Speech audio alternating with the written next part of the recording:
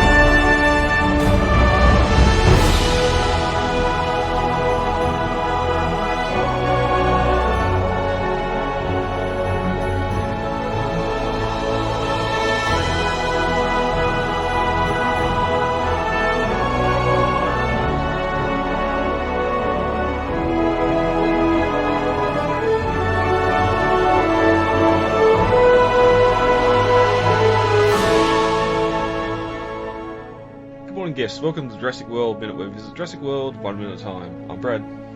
I'm Dave. And on this episode we're discussing Minute 88 of Jurassic World, but before we get to that, David, we're heading over to Jurassic-Pedia.com not to spark up the map discussion again, but to have a closer look at the topographical Nublar map that we do get to see in this minute. The ACU map we've seen early in their change rooms, and now this minute Owen's got it on the briefing table, talking about the possible location of the Indominus Sector 5. Not a lot of detail apart from the topography on this one. There is some smaller ACU outposts on and that sort of thing, but apart from that, it's just a topo map. Mm-hmm. Yeah, it's basically just like a satellite view with some very CGI'd mountains that we see, and I've already complained plenty about the whole mountain business, how like beaches just randomly turn into mountains and mountains just it's like if you've ever seen one of those map paintings where, like, from Star Trek, the original Star Trek series, where they have the map paintings of the background of the mountainous background, but they're on a sandy floored set. It's like and the backgrounds really kind of don't match the set so much. But yeah, I mean, like, you got Mount Sibo here. It's just labeled volcano, but it is obviously Sibo. And it's actually a satellite view of a volcano in Belarus, I want to say, that has been very shoddily photoshopped into some various other mountains. We've complained about this plenty before. But yeah. Even the size of the crater, like, it's massive when you're comparing it to the rest of the island as well. With how small we know Nublar is, it's bigger than the whole lagoon area. Yeah, and then we get to actually see it in Fallen Kingdom, and it's of course a stratovolcano, so it's more of a classic kind of cone shape with the tall mountainous peak and the thin top, and that whole side blows Mount St. Helens style in Fallen Kingdom. Yeah. Also, I've noted here too, they do have the lagoon and the resort bangs back in the middle. But the orientation of it's got the innovation centre in the northeast corner, or pointing to the northeast, with no mountain ranges behind it at all. So the orientation on that's wrong. It's kind of just strange because it's supposed to be a reference map used by the staff, like ACU, and you can actually see it in the ACU locker room in the background. I think we mentioned that during that minute. But the map itself is you were very obviously not meant to get a closer look at this outside of the movie, in spite of the fact that Universal released it as a poster. Because, for example, I mean, like I think it's Sector 4 and Sector 5 are actually flipped on this map. I think they're supposed to be the opposite way around. And that's the problem with props in general. They're made for the magic of movies to be half hidden, we only see sort of Sector 5 section in this minute when Owen's pointing to it. It's not meant to be viewed with a magnifying glass like the fans like to do. It's just really only because, as you said, Universal went and released it as a map, that as a poster, that the issues started to happen. And, of course, it's made even worse because this map was reissued in, like, a sepia tone for Fallen Kingdom with labelings for the bunker and for the bunkers, and, of course, with that big whole lagoon on the coast error that they now have. And yet, like I said, it's this same exact map, so the gyrosphere lines still connect, and the monorail lines still connect to where the lagoon should be on that Fallen Kingdom map. And of course, an entire section of the mountains has been cleared in the north where they exist on the Jurassic World map, but not on the Fallen Kingdom map, for there to be the Gyrosphere Valley, which of course we know, based on the movie, is not actually there in that where it says it's supposed to be. But that's how geography works, isn't it? The mountain, because it's a volcanic island, it keeps on changing over time. That's why this map looks different to the 93 maps, or so we've been told. Supposedly, but I mean, it's just geology or not. There's no amount of. I mean, Kilauea has been erupting for like the last 40 years continuously, and Hawaii hasn't changed its shape that much, Yeah.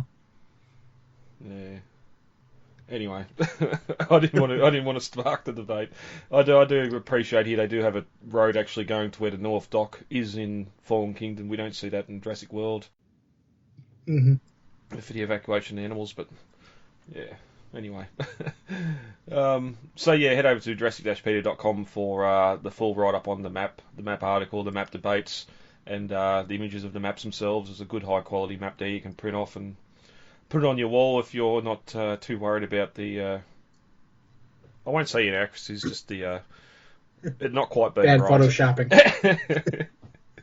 Yeah. But it is interesting just because, I mean, like you said, that's the North Dock up there, which means we never actually see the East Dock, despite having props for it in both Jurassic World and Fallen Kingdom, outside of those security camera footage that we get in the first Jurassic Park movie. It infuriates me with everyone, that sauna crate, thinking that sauna's going to be involved. But the marketing photo where we had the East Dock sign in Jurassic World, we had the East Dock sign again in Fallen Kingdom on the actual dock when they were filming, and both of them were completely removed or not included in the film, and now everyone thinks that this sauna crate's going to mean we're on sauna. Like I've said, I mean, there are kind of some evidence pointing for, some pointing against in Camp Cretaceous, much shakier evidence in Dominion, but people got to remember that Sorna was the factory floor. If you have crates from Sorna, it's going to have a shipping label that says Site B. Even if it's on Isla Nublar, even if it's in Punta Alto, even if it's in Jurassic Park, Japan, it's going to say where it originated. We have boxes upon boxes at work that say China on them.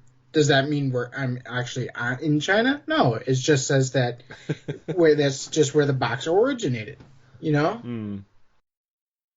Hoskins, you wanted this to happen, you son of a bitch. Oh, Jesus. How many more people have to die before this mission starts to make sense to you? It's not a mission. It's a field test. This is an InGen situation now. Alright, Dave, ready to get into minute 88. I am. Alright, minute 88 of Jurassic World opens with an impassioned speech by Hoskins and ends with Owen calming down a stressed Blue. As we continue into minute 88, Hoskins is continuing his speech about watching tomorrow's news and about how you're all going to save lives. No, your animals are going to save lives. I don't know who's going to be reporting on that story. There's no news crews on the island, unless he's got some sort of media pack ready to hand over once this issue is contained. Yeah, I think that's what is more likely, is that he's going to write up a quick report. Maserati Marketing is going to spin that and then release that to the media as a press packet. And I'm sure they'll have some sort of press conference or something later that day, or maybe even the next morning. Depends on how fast they can get their act together. Unfortunately, as we'll see in the next couple of minutes, this plan doesn't go as planned, and I don't think there's going to be a press packet that shines a favorable light on this little escapade. No, there'd have to be money, a large quantity of money involved as well, just so they report on this good thing of the Raptors, or being able to stop the Indominus, and not the fact that it escaped in the first place and has killed people.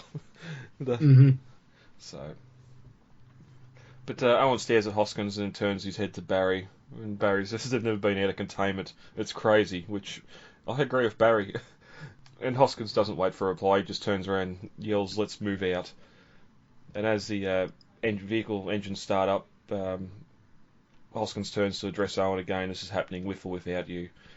Which is insane. He's seen earlier that Owen was in the pen with the Raptors, and they went for him. He had no control then for the second half of the whole Raptor incident in the pen. Yeah. Well, I mean, from Hoskins' point of view, he did, but anybody who's actually paying attention to that relationship going on and has some contextual understanding of Raptor behavior, which the audience does, Owen does, and Hoskins really doesn't, you can see that the Raptors are actually pushing Owen towards the opening of the cage, and they would have struck even if that gate wasn't closed. And if it wasn't closed, it would have been much worse for everybody. Yeah, plus he's going to explain to the kids in the next minute that he's the alpha, and they follow him and everything else. We know Barry and some of the other handlers are actually handlers, so I don't know how much involved they would be with the training, or just the day-to-day looking after the animals.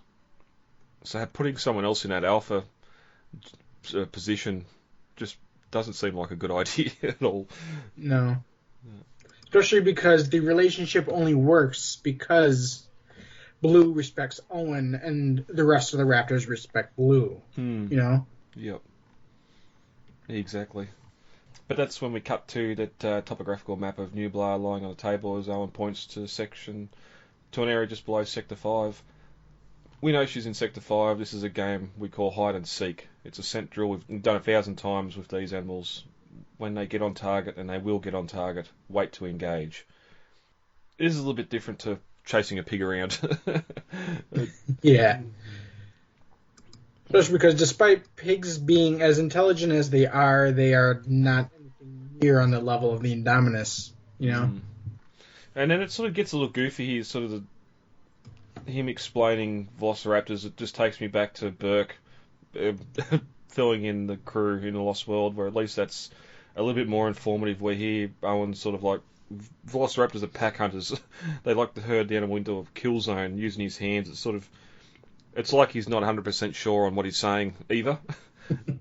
I mean, he only knows their behavior based on what he's observed and perhaps any stock footage InGen might have on file. So, I mean, it's not like as Barry said, they've never just let him out for a run. He really doesn't have any kind of capability unless he got to interview Grant or Ian Malcolm or somebody who's seen them actually out and in action, you know? Well, I'm sure someone like Muldoon, we know he's grew up against the Raptors in Jurassic Park, and that's well after they've been introduced into the park setting. Surely he's creating reports, or he clearly says that they should all be destroyed, so surely he's been writing some sort of reports to InGen saying this is too dangerous, especially when Hammond's not listening. He's trying to go over Hammond to the board or whoever. Or even just something simple like just having an old school diary on his desk that he's writing instances, occurrences, observations of the Raptors, stuff like that. That surely InGen would still have that documentation at the headquarters. Well, again, I mean, field notes only go so far, and you also have to keep in mind that the person who's writing it doesn't exactly have a favorable view of the Raptors in the first place, so... It's not something that he that it would probably be something he would start with, but it's not something he's going to go on after observing them himself, you know? Especially since the raptors that they have been specifically bred for docility and handling, whereas the ones that Muldoon was dealing with were much more aggressive. Yeah, big difference there, but yep. But as you said, we're going to herd the animal into a kill zone. That's when we take our shot. Get a clear shot, wait on my command, and give her everything you've got. And we've got, I have one good target. Gentlemen, do not shoot my raptors, please. Which is a great little addition there. Because I could just see the ACU troopers there being uneasy. One, about the raptors being out, but two, them going after the Indominus as well. When they're all standing there, as we see later on, you'd be inclined to take them all out while you could. Then, especially, like, if you miss, they're going to come after all of them. And that's the problem. Because, as this comment goes back to what Owen said earlier, where that if you electrocute the raptors, they're not going to trust anybody.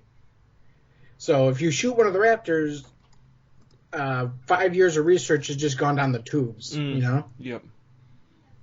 Yep, and unlike, I know, some predators where you can fire a rifle in the air and it will scare them away, these if they think they're in danger, they're going to try and take that danger out. Anything else on Owen's brief before we cut to the raptor cages? I think it's pretty, no, I think we're good. Yeah, it's pretty basic, letting everyone know what's going on. Again, it would have been a bit more authority if Josh Brolin was doing it and not Chris Pratt, but but as the minute ends, we do cut back to the animal holding cages as Owen's calming Blue down and inspecting the camera harness on her head. I don't know if we mentioned last time we've seen these animals in these head restraints. I know with cattle and everything else, when you go to put them into cattle crushers and all that sort of stuff, you only get one shot. We see here, even with Blue, like straining against the restraints. I'd love to see them each time they have to try and get these animals into these restraints, whether they've got a rat there and they just lure them in or what the go is, because you'd think, especially with how intelligent they are, that after the first time they know what happens in those head crushers, whether they're getting immunised or vet checked or whatever else. And I mean, they're smart, but we really don't know if they truly understand that, like, people poking and prodding them with needles and tweezers and stuff are for their benefit, you know? Yep, true. But heading over to novel comparisons, there's a little bit more here. Hoskins stares at Owen and Claire. They have no argument for him. They have to do whatever they can to save the people on the island from the Indominus. Owen looks at Claire and she shook her head slowly. No. Owen realises he has no choice. Hoskins is going to use the raptors no matter what. And then he sort of addresses Hoskins and says, if we do this, we do it my way. As the soldiers leave the briefing area, Barry tells Owen, this might work. So he sort of got Barry turning towards his side there, but Owen replies, that's what I'm afraid of. And lastly, Owen calms down Blue. But her head isn't in the cradle like we see in the film. I'm going to talk a little bit more about that next minute, because she's just in her cage and he sticks his hand in and puts on her head. So there's a little bit more, of a bond there we see that we don't get in the film. Reminds me of a song from when I was a kid. Don't stick your fingers in the tiger's cage. Yes, that is a bad idea. But that's I think that's all we got for minute 88. Dave, how about we get heavy for today? All right.